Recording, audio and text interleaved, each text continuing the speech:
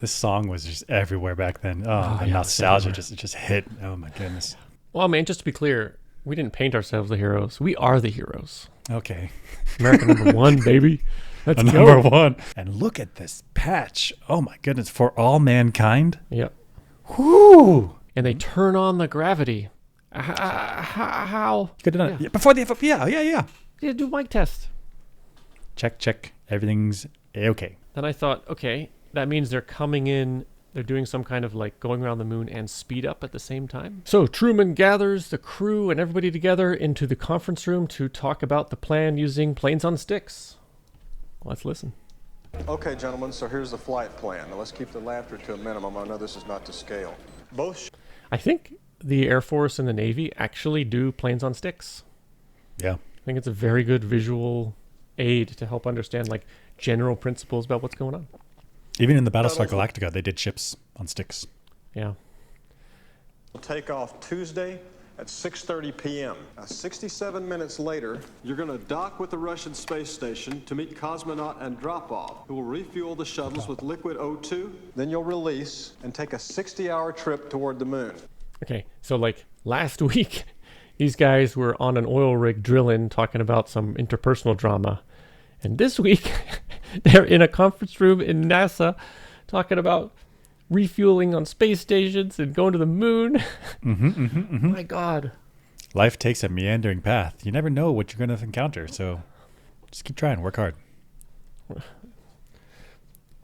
Now, we only have one shot of landing on this rock, and that's precisely when the asteroid passes by the moon. You'll then use lunar gravity and burn your thrusters, slingshotting you around the moon, coming up behind the asteroid. You'll be upward of 11 Gs. When you've finished your Roadrunner thrust move, you'll be moving at 22,500 miles per hour. Coming around behind the asteroid, So 22,000 miles per hour relative to... Oh, relative to Earth. what? I think it's got to be the Earth-Moon center of mass. Because that's the relevant system. I guess. Because otherwise, if you say 22,500 or 23,000, whatever it was, relative to the moon, but like, who cares? Like, you're leaving the moon behind. Right, so the I moon... thought it would be relative... Oh, I don't know. Is it relative to the asteroid?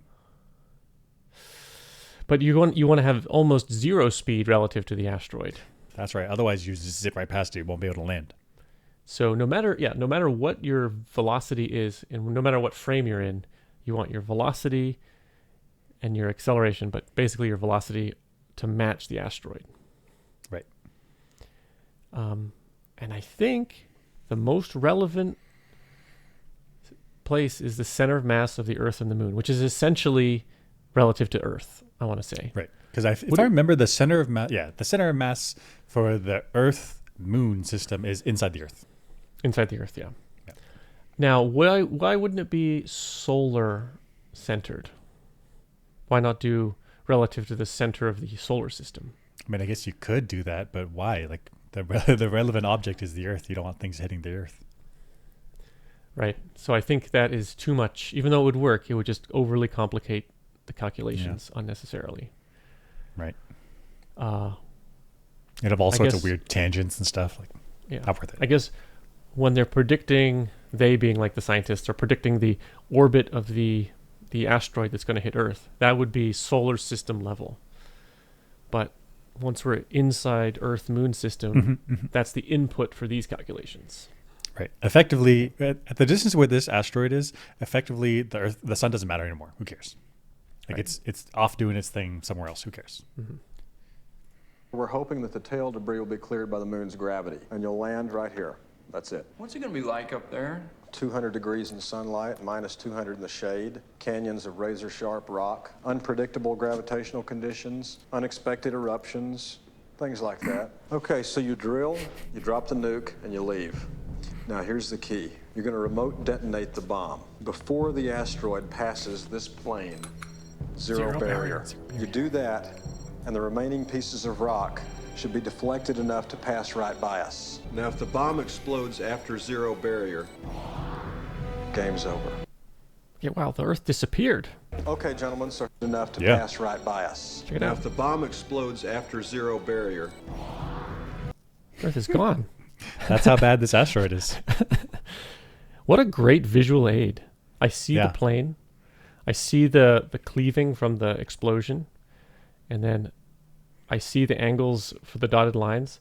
And I clearly see it goes past the Earth. This is like 4 days into the training. So somebody was doing simulations all night long. A 24-hour like crack shot team. Like, we not only we need the calculations, we need a cool animation to show the astronauts, get it done. Like and they here need it to is. feel what it looks like when the Earth dies. Yeah.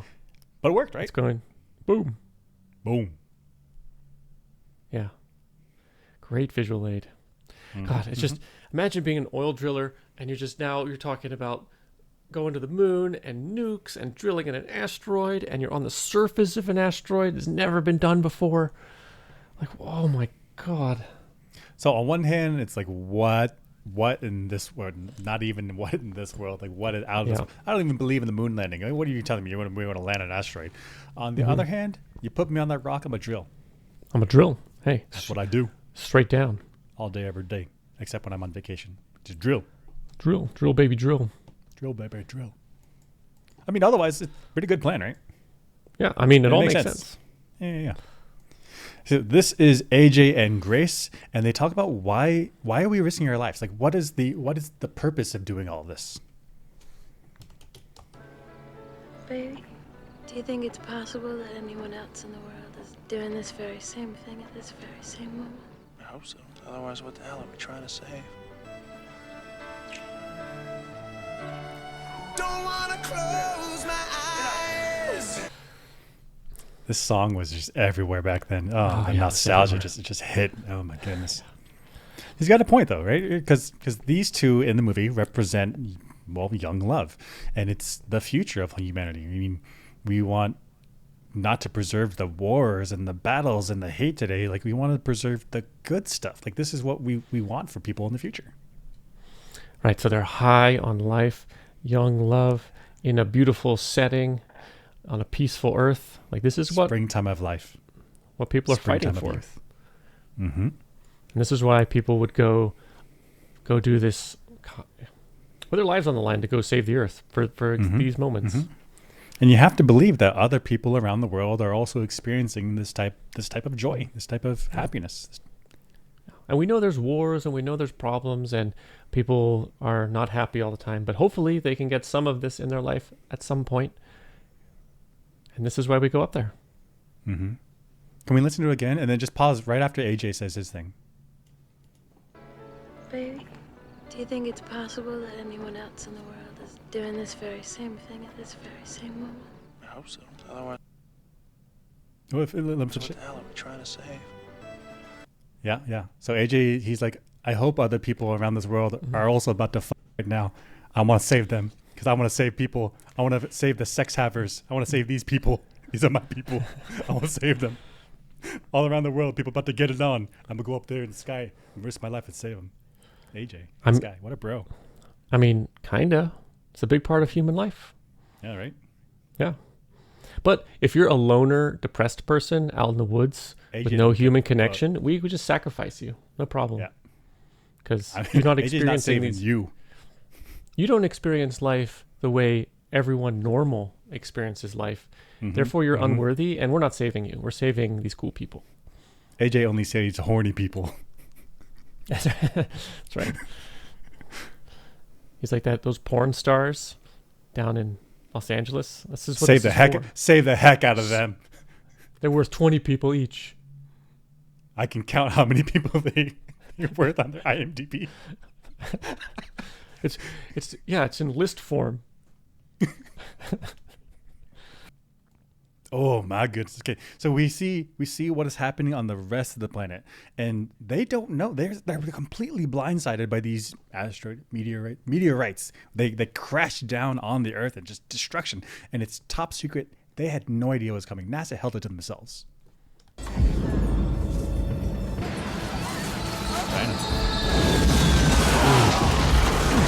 Splash down in the water. Of 50,000 10,000 people in Shanghai yesterday has rattled the nation. Estimating that the tidal wave was 5. We have just learned that NASA is on a full-scale military alert. Very tight-lipped throughout. The Pentagon is getting involved at this point. Was some kind of a project involving NASA. We have a special team of astronauts that arrived in Florida this evening. NASA's in emergency launch preparation with Russian, Japanese, and French space agencies on the most massive joint space venture in history. Imagine what that would be like to be anywhere else in the world. Mm-hmm. So in this example, Shanghai, splashdown, meteorite crashes, and then tsunami, and you're blindsided. You had no idea this was happening. I would be furious. Then you find out that America, the NASA, has a plan. They've known about this for like a week and a half, 2 weeks, and you're like, why did you keep this a secret? Like, what the heck? Like, I could have helped you. I could have had my hand on the ball. I could have helped you decide like what to do. But instead, you kept it a secret, and you took away my ability to try to affect my future. Right. I couldn't leave the city because the asteroids are targeting the cities. Like, okay. I could have evacuated. I mean, okay. So you don't know where the asteroids are going. In fact, I think they said earlier in the movie that there's like a scatter shot, right? Shooting gallery. So you don't know. And in fact, Truman, the NASA head, he says that they shouldn't tell the rest of the world because, like, what are we going to do? Like, we're going to tell everyone that you're just sitting ducks. Like, you can't stop these things. And so they decided in NASA to keep it a secret because what are you going to do? You're going to tell other countries like, hey, there's death from above coming. Like, tell your people to panic in the streets. So not only do you have these meteorites coming down to kill people, you just get people like rioting and like killing each other and messing up their supply chains. That's a very, very coronavirus thing. So I guess it's right. I guess it's right to keep it a secret, but gosh, if you're not, they said France, Japan, Russia, and US. If you're not one of these 4 countries that are in on the loop, be furious. Yeah, I'd also be furious at my own government if I was elsewhere, because it's like, how did you not know? Actually, were you told by the US and you decided to keep it a secret? What's going on at the top here? Because now I'm upset at the United States for not making a global announcement to the public directly. I'm mad at my own government for either being incompetent or keeping the secret. I'd be furious. I mean, so earlier in the movie, they also say that there's like 13 or something, so the 13 telescopes, and that the U.S. controls or 12 of them. So I think other countries didn't know. So it really is just the U.S. kept a secret. Yeah. So I was thinking about this. Because I'm living abroad right now, and so is this one of the, not the reason, but like one of the reasons why people don't like Americans, right? Because like we have this story about how there's a world-ending event, and then we like kept a secret to ourselves, and then painted ourselves as the hero that like saves the day, but it's an American movie for an American audience. Like yeah, we made ourselves the hero. Like heck yeah, right? Well, I mean, just to be clear. We didn't paint ourselves the heroes. We are the heroes. Okay. America #1, baby. That's number one. Okay, but I wouldn't go to Bollywood and be like, hey, make America's hero. Like, nah, it's your movies. Like, you make yourselves a hero. Like, I get it. I would. Go around the world. You can only make American movies. Is that not English? Let's go. Okay. I'm going to translate it and then replace your actors. Okay. Mm-hmm. Okay, so Grace and Harry are talking with each other, and then this plaque comes up. So can we just read it? Yeah. In memory of those who made the ultimate sacrifice so others could reach for the stars. Ad astra per aspera.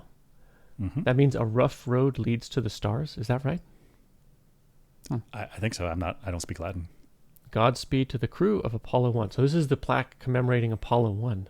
Mm-hmm. So this movie is additionally cool because they have things like this, which you then go down the rabbit hole and learn about what happened to Apollo 1 and all the other Apollo missions. Mm-hmm. Incredible sacrifices have been made for the sake of all of humanity. And it's we're a very fortunate time to be alive that we were very close to these events. That's true. Mm-hmm. Gosh, we've been to the moon. It's crazy. Can we look at that patch one more time real quick? Yeah, this patch right up here. Yeah, I think this is AJ's if I remember. I think he's on the Independence. And look at this patch. Oh my goodness, for all mankind. Yep. Whoo! I mean, that's your mission patch? Damn. What are you going up here? Like you're gonna study a galaxy? Like no. I'm doing this for all mankind. Right. You're studying the mission objectives and mission parameters and this mission systems. Why? For all mankind. For all mankind. I get like a dozen of those and sew that into every jacket I had. Like, oh, you were an astronaut? Like, yeah, what was your mission? For all mankind. For all mankind. You buy me a beer right now. That's heavy stuff, but also, wow, inspirational. Also, these other patches were weird. So this is Harry's suit, Harry Stamper, and his first name? His first name's on the patch? First name on the patch. Okay, sure. Maybe they're doing first names, but then this is Rockhound. Yeah.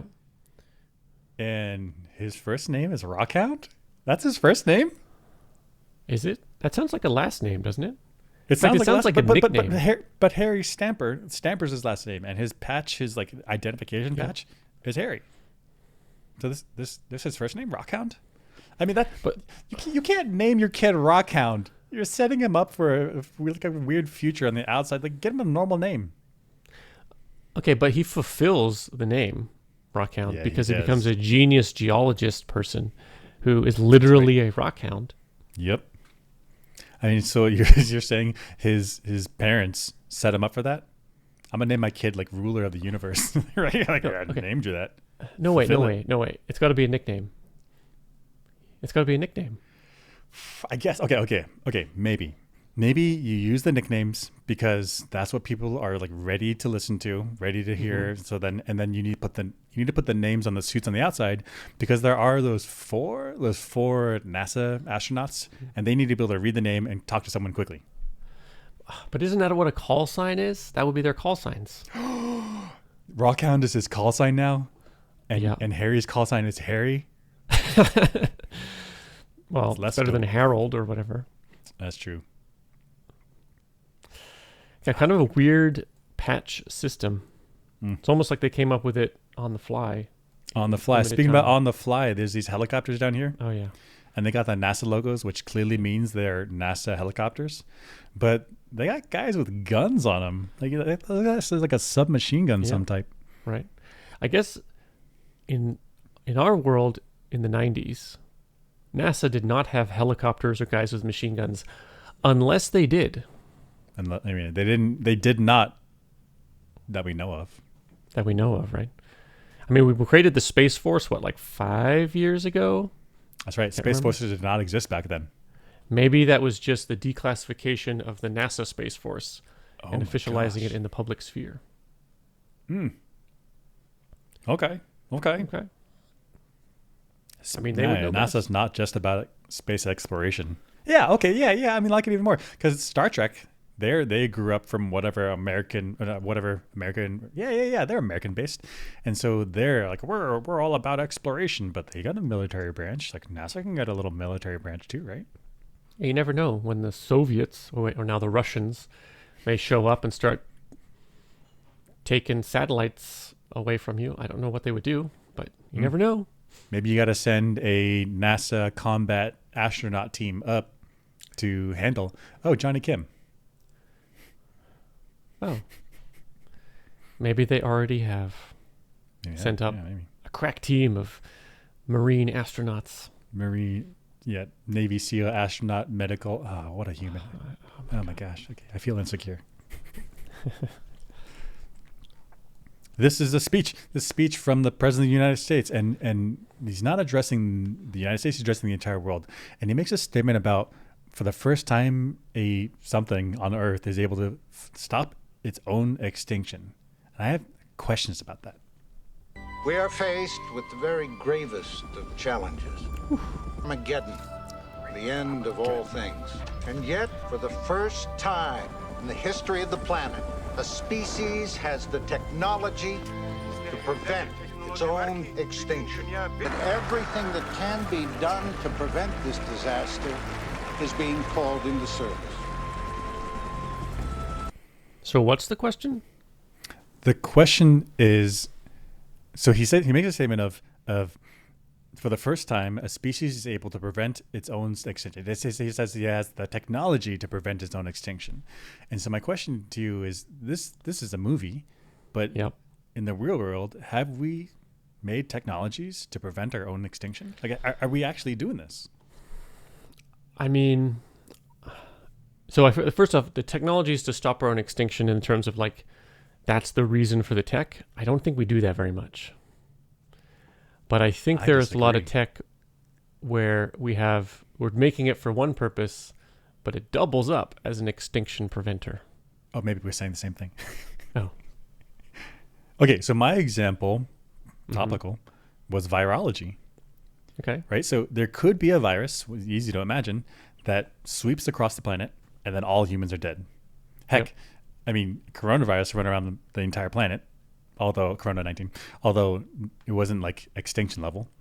But in Europe, there was the Black Plague in whatever century, which killed like a third of the people or something like this. Like it really devastated people. And so I could imagine with a plague like that, but maybe 3 times worse, so kill everyone, right? If we don't have the virus technology, or I guess the antivirus technology that we've figured out, that could sweep across the planet and kill everyone. So the fact that we've encountered viruses and figured out antiviral stuff, like mRNA vaccines, vaccines at all, right? Like we don't have polio anymore. Gosh, polio didn't kill everyone, but imagine if it mutated enough to where it did. So I see what you're saying. So they're definitely like an epidemiologist or a virologist. Some significant portion of them are thinking of these like doomsday scenarios and coming up with prevention measures, which is directly science and technology preventing our extinction.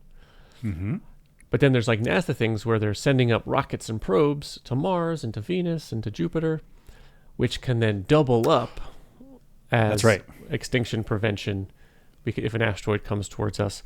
But they're not actually doing it for that direct purpose. I mean, so I think we have both yes types. And no, right? Like an important part of us colonizing the moon and Mars and other planets beyond that is that if there is a planet-wide problem, all of humanity is only on this one planet. Like we're super fragile to big things like that. I see. So I guess each individual scientist may have those kind of apocalyptic motivations, but when they're presenting it to the funding agencies, they're not going to be like, "Oh yeah, you're going to sound crazy if you do that." Even if it's not intentionally, like purposely, like I'm working every day so that I can save humanity from an extinction. Like it's still technology that progressed us forward. Sure. I mean, heck, gosh, all of our global warming technologies that we're actively working on right now. What is that? It's one, so people can live comfortably, sure, but it's also so that we don't get runaway greenhouse effects and greenhouse gas effects, and then end up like Venus with this 800 degree Fahrenheit temperature, which in Celsius is 1600 something like that. It is a lot, and it's just certainly not livable by humans. And so it's a very slow process as far as we can tell right now, but it is an anti-extinction behavior. And yes, evolution may be able to do something about that. There'll be some winners, some losers. Some animals will be toast. Some animals will be heat tolerant. But that's not a guarantee that humans can evolve quickly enough to keep up with greenhouse gases. Right. So we're going to become a multi-planetary species coming up here pretty soon, maybe. Yeah. And we've got anti-global warming, climate change technologies coming down the pike. So, and we do things like GMOs, genetically modified organisms. I think that's though, and we do that for crops because we need to feed a lot of people. Now, I guess if we didn't have that, then people would have a hard time feeding. Like, there would be lots of famine, there's lots of starvation, but not necessarily an extinction. It would just the population would be very small.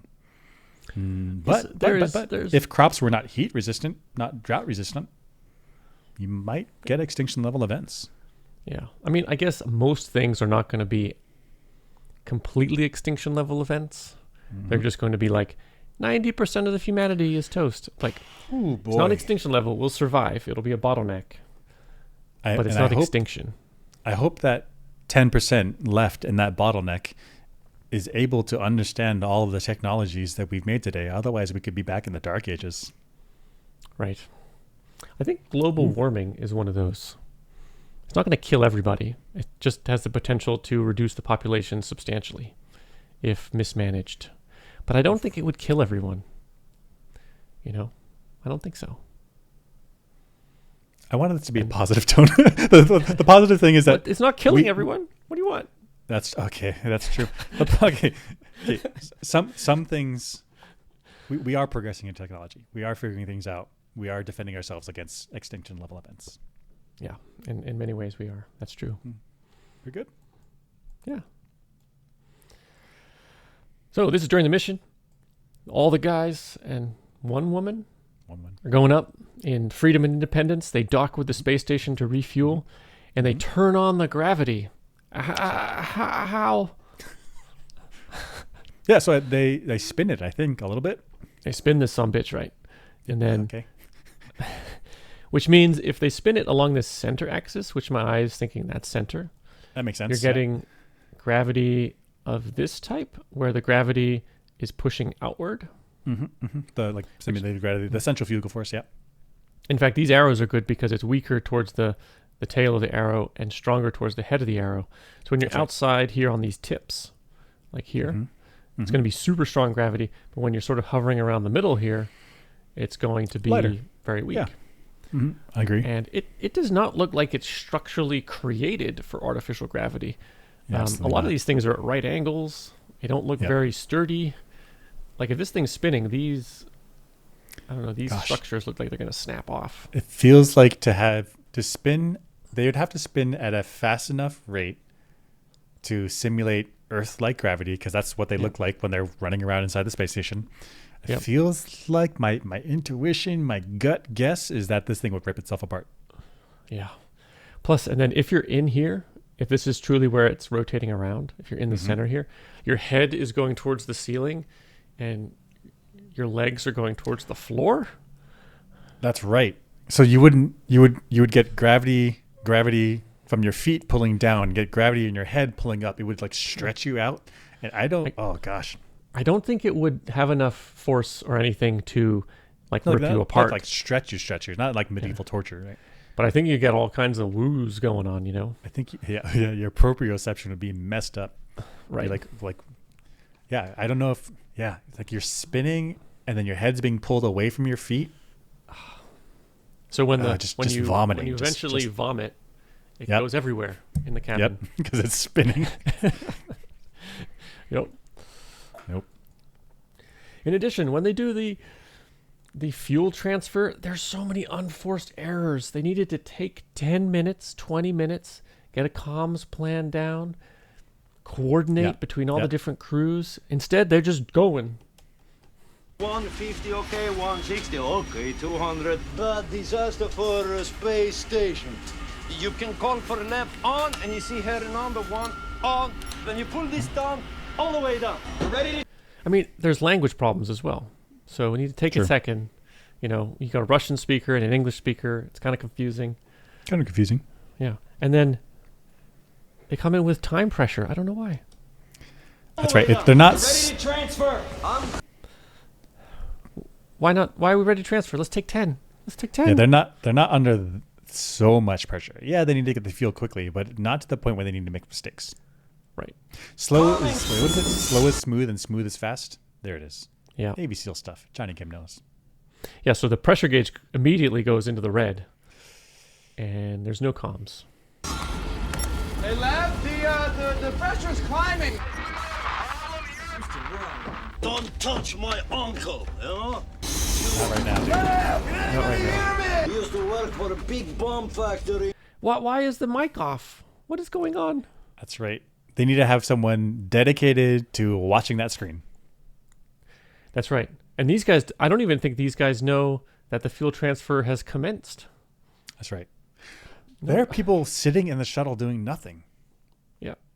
They could have someone standing like right over AJ watching him. So AJ's like, something wrong. All they hear is, all they see is the hand sign. Then they're like, something else wrong. Yeah. Russian guy, come help.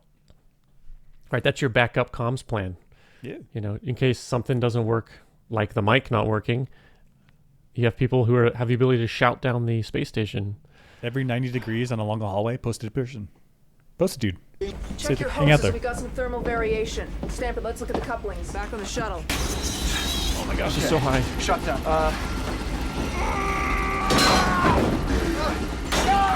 That's frozen. Okay, just to be clear, AJ follows the instructions very well. Yeah. Yeah. He communicates. He hits all the buttons that are required. He does the lever, which breaks. It's not his fault. Not his fault. Yeah, I mean, incredible that he followed instructions that clearly, that carefully after just a short description, after a short chance to learn. Like, got that 95% on the first try. And you've got oil drillers and astronauts on a team, all operationally in an operational mindset of like, let's get this down. Checklists and procedures. We got to make up a procedure on the fly because this is kind of a put together mission. Let's take 10 and let's do it. Yeah, it feels weird to me because oil drillers are very good at this procedural stuff because the stuff they do is very dangerous. Like, it's like if you watch what they do, there is a sequence and they follow it. That's right. And they have to monitor pressures and communicate with the different teams around the oil rig. I mean, I don't exactly know how it works, but I can imagine that. And then they throw all this out here. Yeah. What's that noise? Oh! God! What is it? They don't even know that the transfer has begun. So he's like, what is it? And what's happening? Shouldn't we all know? We're about to open the valves. Pay attention. In 5, 4, 3, 2, 1, open. Yeah. And everybody... Yeah, everybody celebrates. Yeah, right? I was so mad at this scene. Celebrate your successes. Every little bit. Be happy. You're doing something dangerous. When the valve is finally closed and the transfer is complete, we get to celebrate. Ooh, ooh, ooh, ooh. We closed the valve. Yeah. Right? Yeah. I mean, kind of. Yeah, right. It's a dangerous transfer. Do they have radios? Why don't they just, earpiece, microphone, every one of them? Well, I think the radio, I don't think they have wireless. But they at least, they're wired up, right? Because this is the wired up thing. It's 1998. You got walkie-talkies. What are we doing? Okay, but so maybe the space station doesn't have walkie-talkies on board because they the didn't anticipate. But the Americans they could have brought them up with them. Bring your own. Yeah, you got space for a minigun. Bring some walkie-talkies. But they would be in the spacesuits, right? In the spacesuits, they're going to have wireless communication because they have to. Built into the helmets. Yep. Built into the helmets. Yep. So taking additional walkie-talkies may be too much. But then if they decide not to bring the walkie-talkies, then they would say... Get this stuff. Well, then they during mission planning, they'd be like, okay, when you guys do the transfer, make sure you know how to communicate up and down the space station. Yeah, we don't have the weight capacity to bring extra walkie-talkies, but we can get you this long string. Have someone down there, pulls the string twice, something wrong. 3 times, A-okay. I mean, I can't tell if you're making fun of that or not, but actually that would work. That would work. That would work. Yeah, right. Simple solutions to save weight, absolutely. Heck yeah. Just a thin string of dental floss between us. Mm-hmm. Just pluck. I mean, something wrong. Come check on me. I mean, they do have a comm system, though. It's just they didn't use it. They need to have someone dedicated to watch that monitor. Yeah, and make sure the mic is working. They got extra people around. The guy that was like, the guy that was like, "What's going on?" You could have done it before the yeah. Yeah, do mic test. Check. Everything's A-okay. No problem. Yeah. I'm so mad at everybody.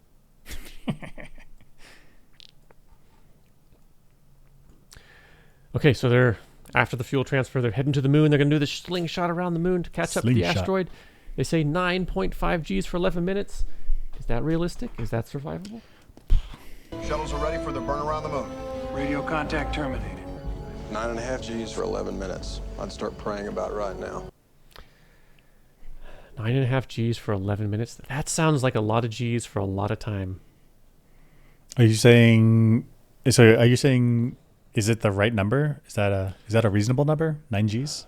I guess the first question is it survivable? To me, it sounds very borderline. It sounds like a lot of Gs.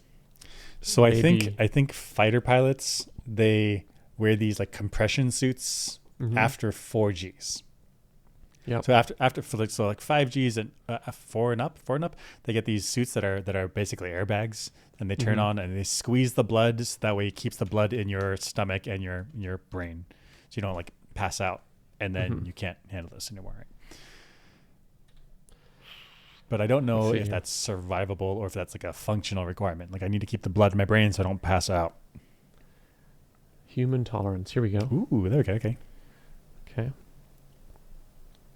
All right, so there's a difference between downward into the seat of your pants versus upward. I think upward were way worse. So let's see what we got. Horizontal were really bad. I think your mouse was on it before. Vertical. Yeah. So right in the middle of the paragraph, a typical person. Up. A typical person can handle about 5 Gs, about 50 meters per second, meaning some people might pass out when riding a higher G roller coaster, which in some cases exceeds this point. Okay. Modern pilots can typically handle a sustained 9G. Oh. Okay. And what is it? But they're to be clear, the modern pilots they train for this. It's not like you just sit down and you can handle 9Gs. Like they do exercises, training on how to handle that correctly. That's right. And when they say sustained, that might mean 30 seconds. I don't know if that means 11 minutes. 11 minutes. That's a good point. I mean, can you hold your breath and squeeze your core and your calves and your hams and your quads and your glutes? Like you squeeze it so that way it tightens the blood vessels so that blood doesn't run to your feet. Same idea as like if you do a handstand, the blood pools in your head. Yeah. But now we're going the other way. Blood would pool in your feet, which means the blood's coming from somewhere, which means it's leaving your abdomen, leaving your lungs, leaving your heart, leaving your brain is really the key thing. A constant 15 Gs for a minute, however, may be deadly. So not 15 Gs, it's 11 Gs over 9.5 Gs over 11 minutes. But getting 11 minutes. 11 minutes is really, really. Can you centrifuge a person is what we're saying here. Yeah. Oof. Okay, so possibly survivable. It ain't going to be pretty, though. Ain't going to be pretty. And then the other thing is, pass out. Yeah, the other thing is this 9.5 G a realistic turning acceleration? So I did some calculations over here. Hey, First off, I think this is the trajectories that are happening. What's the red and blue? The blue is the asteroid coming in and getting pulled towards the moon a little bit and then heading down towards the Earth. And the red is the spacecraft coming around the moon and then hooking up with the asteroid. I see. So Earth is down below, and that's why the red does a loop around, because the spaceships are coming from the Earth. Okay, yes. Spaceships coming from the Earth, they got to turn around. Okay, I'm with you. So I was thinking, if they're doing a loop around the moon for 11 minutes, what's the required acceleration to do that? Okay. So the speed would be the distance divided by time. So we're doing 11 minutes, and if we do this turn in 11 minutes, that would be half the circumference of the moon. Okay. Assuming we're like skimming the surface real close. Okay. I see. You're gonna get the smallest distance, because the smallest distance is where you need the least amount of force to come around. I think that's where you need the most amount of force, but you get the most assistance from the moon the closer you are. I see. So, okay, maybe, and there's no atmosphere, so you can get pretty close. Okay. Yeah, just skim the surface. So the speed, half the moon's circumference divided by the 11 minutes. I looked up the circumference of the moon. That is, half the circumference is this number. 6 million meters. Okay. Yeah, that's 11 minutes. Okay. And so that speed is about 8,000 meters per second, which is 30,000 kilometers per hour and 18,000 miles per hour. So I can see fairly reasonable numbers. That's not far off. What did it say? What did Truman say? 22,000 miles per hour. Yeah, not pretty close. Okay. Yeah, pretty close, right? Yeah. Okay. So if we were to do this transit, what would be the required G's to do this at a constant speed? How much acceleration inward would you need to form a circle? Okay, that's right. So the acceleration from physics is v squared over r, velocity squared over radius. Okay. So our velocity we just found, and our radius that's the radius of the moon. Okay. And so they plug those numbers in, you get 40 meters per second, which is 40 meters per second squared. That's 4 Gs. So less Not than bad. 9.5 Gs, because he says 9.5 Gs. That's right. So interesting. Okay. So then I thought, okay, that means they're coming in. They're doing some kind of like going around the moon and speed up at the same time. Oh, I see. I see what you're saying. So you're saying in order to make this circle, you only needed 4 Gs. Yep. But then Truman's saying like, no, we're planning you for 9.5 Gs. Yep. So you're saying, where's that extra 5.5 Gs coming from? And you're saying that it must be the space shuttle's thrusters that are pushing you faster, which you then feel as a G-force. Right. And I think at the beginning, most of the acceleration is going to be speeding up the spacecraft.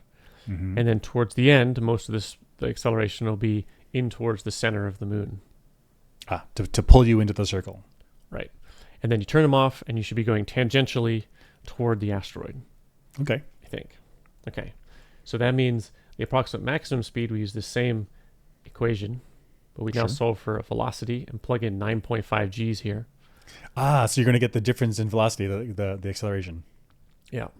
Okay. And then so solve for velocity, it becomes square root acceleration times radius. Yeah, looks good. We get 9.5 Gs sustained by the astronauts plus the little extra from the moon. Okay. You don't feel this. That's you actually don't feel this because you're in free fall. Times the radius of the moon. There we go again. So that's this many meters per second squared. So the exit velocity is 12,800 meters per second, which gives us 28,600 miles per hour. So pretty fast, but Pretty not fast. unreasonable, because I was looking up some Apollo numbers, like 10,000. Oh, sorry. Where are we? Right. 3 kilometers per second. Let's see. I got a number here. Here we go. 24,000 miles per hour for Apollo 13. So we're looking at 28,000, a little bit more. Not too far off. Interesting. Okay. Yeah, I had imagined this as being they're just cruising into the moon, and then the moon's gravity whips them around. But it looks like if on that 0.16 G, the moon is actually contributing very little to this. It's mostly thrusters.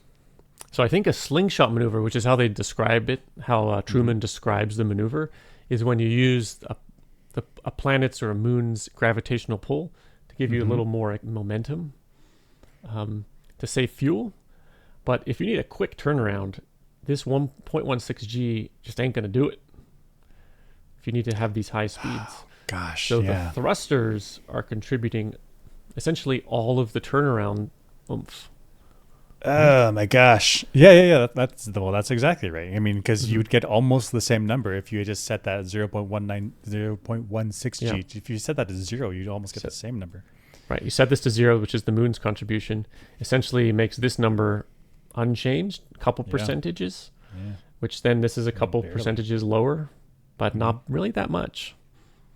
So it sounds like I don't understand why they went to the moon at all. For like the slingshot maneuver, when we're sending probes like deep into space, then we do that because we don't want to spend the fuel to like a thruster rocket. So you have the large massive thing you put in, you get the probe close, and the large massive thing pulls the probe, and then the probe can gain speed. It effectively steals momentum from the large massive thing. But if we're not utilizing that, then why do that at all? It feels like if they're going to have that much force from their thrusters, they could have just approached the asteroid directly and then turn the ship around and like thruster until they slowed down and just catch up to it. Right. I think that's right. So if we were to draw a picture here, you're saying approach from this. Hold on a second. Yeah. Approach nice, from. Nice. Let's see. Let's get some in this red because it's our. Yeah. So we color. approach from this direction. Mm-hmm. Right. And approach then the asteroid from this direction. Some vectoring thrusters to spin you around. Yeah. And then at some point you decide to shoot your thrusters down and you turn around. Okay, this is you don't even have to overshoot, because if you overshoot, now you have to deal with the tail debris, all those little bits that Truman is like, oh, I hope the moon will take care of it. But if you're on the front side, you could just back up. Like you're going not up. working. I'm deleting. You're going up towards, in this picture, you just use your mouse is fine. Yeah. If you're going up towards the asteroid, you turn around, and then you effectively, you're like backing up into our parking spot. Right. So you head in this picture, you're heading up, and you just turn your thrusters around. Until but you're you're still drifting up towards the asteroid. Wait, I did that wrong. You're going up, and you shoot. Your thruster goes up until you slow down, and then come back the other direction towards the asteroid. Yeah. And getting a little bit of assistance from the moon, not important. Not important. And then you can avoid all that debris. You could come in from the front, just a direct shot. You don't have to worry about getting close to the moon and skimming the surface. Hey, don't do any of that. That's and right. if you have the thrusters, which apparently they do because their acceleration was mostly thruster, then just do that. Yeah. Yeah, it doesn't make sense. So I think that means I'm not an orbital dynamics person. Like I don't have a degree in that, but it seems like it, right? Yeah, I think that means you approach directly at the asteroid, firing your thrusters to slow down and turn around, and then you just gently come in from the front. Yeah, I guess you have these vectoring thrusters that on the nose of the ship is like pss, pss, pss, pss, and it spins it around. Then you use those big conical thrusters in the back to push back behind you, and then you're effectively now you're facing down in this picture. Yep. And so when you thruster up, you eventually are backing up into a parking spot. Yeah, I mean that's it. So I think the moon was not important for this maneuver. Look dope though, super cool. Super cool. But not useful, I don't think. Unnecessary. Okay, so we lose contact with the boys and the gal up in space, and so the Air Force takes command of the control center. Just imagine what it would be like in here. Yeah. President's advisors feel that the drilling isn't working. We've lost radio contact, maybe for good. We've only got a few minutes left of guaranteed ability to remote detonate that nuke. If we don't do it now, we could lose control and we may never get it back. If you detonate that nuke on the surface, we waste a perfectly good bomb, and we have one chance to save this planet. So as Truman, I get correctly furious. Like, what are you doing? Like, this is my mission. I'm the person, the brains. Like, I know what's going on. I have the oversight of this mission. I know what everybody's doing. What are you doing coming in here trying to take command? And as all the engineers and scientists in the mission control, they're like focused. Like, this is for all of humanity. I'm doing my job to the best of my ability. And these soldiers come in their uniforms and their guns, and they're like, get out of your seat. You're like, what the heck? What are we doing here? Right. And if you're a NASA person, you're like, I have the expertise to understand what we should be doing at this point in time. And I'm the qualified person. Right. Why aren't you asking us what to do? You're just... And then it gets weirder because the reason the general's in here is we've lost communications with the team up in space. So we have a narrow window in which we can remote detonate the bomb. But why? Why would you want to remote detonate the bomb at all? Like they already had a plan that you need to have this like closed fist firecracker thing to explode. Yep. And if you have if you have an open hand, or I guess you have a closed hand but the firecracker's on the outside, it's not going to do what you need it to do. So why do you have this plan at all? In fact, the general asked that question in the NASA meeting at the beginning of the movie, and it was shot down for being infeasible. That's right. So if the backup plan is to detonate the nuke on the surface and we know it's not going to work, that's a bad plan. Oh, I'm going even deeper than that. It's why do you need to remote detonate the bomb at all? What are the scenarios? So one scenario is the shuttles land on the surface, but all the people die. They're not there. They can't push a button. Okay, we need to remote detonate it. Okay. What other scenarios do you what other scenarios do you need to be able to remote detonate this thing? Well, what is the scenario here? It is that NASA is deciding to continue with the drilling when the Air Force feels it's infeasible. So the Air Force comes in and wants to override NASA's eggheads with a remote detonation. But you got Sharp. You got the lieutenant, captain. You got the military guy. Yeah. You got Sharp up there, and you just tell him to do it, and he's like, "All right, I'm on the mission. I understand the weight of this. I'm going to do the mission." So you're taking the ability for even Sharp, who's a part of the Air Force. You're taking the ability for Sharp to detonate the nuke. You're taking it out of his hands too. That's true. In fact, would everybody on board be willing to sacrifice themselves to try to save Earth? I think they would. I mean, they're on the mission to save everyone on Earth. They've already committed to it. And they're willing to die to do it. So why wouldn't you communicate these contingencies to them? If they see it's like, hey, this is the only option we have left, and I got to die to do it, like, I'm hitting that button. You know? And absolutely. And I still don't understand why you need to be able to remote detonate it, because they have this zero barrier where they're like, even if the bomb is under the surface, not on the surface, or we need to blow up now, because even if you try to dig for another hour, it's going to be too late. Why don't you just set a timer? You know when the zero barrier is coming. Set a timer. You tell the crew up there, you're like, here's the timer. You can see it going down. Get the bomb in there by then. So I like the scenario where the both craft crash land, all the crew is dead or unconscious or incapacitated, so they want to remote detonate. And I guess you want to remote detonate as early as possible. That's true. Because then, if you're going to do a little deflection, it's better to do that early on, so that way you have just a longer distance for that secant to occur. Yep, sure. But if you put a timer on, you could say detonated at zero barrier. Maybe it's a nice option. It depends. If it was easy to remote detonate, to put let's put that piece of equipment on the nuke, easy to do. Satellite's already up there for the signal relay. Let's put that option on there just in case. Would you do it? That's true. Okay, yeah. So. I mean, if it costs a little bit of extra weight and is within the fuel tolerance, like contingencies, do it. So I think if it's difficult to do, and you don't have a lot of time to do it, then the contingency is now talk to the crew and get them on board with all the contingencies as best as you can, plus a timer. Yeah. Okay. Okay. Yeah, you got a point. I didn't like it. You got a point.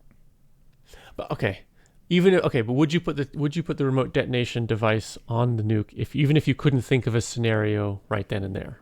Like, I can't think of a scenario where we might need this, but we could put it on there.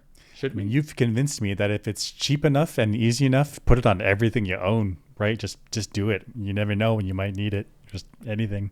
Put it on my bicycle, I got a car. transmitter on my shirt right now. That's right.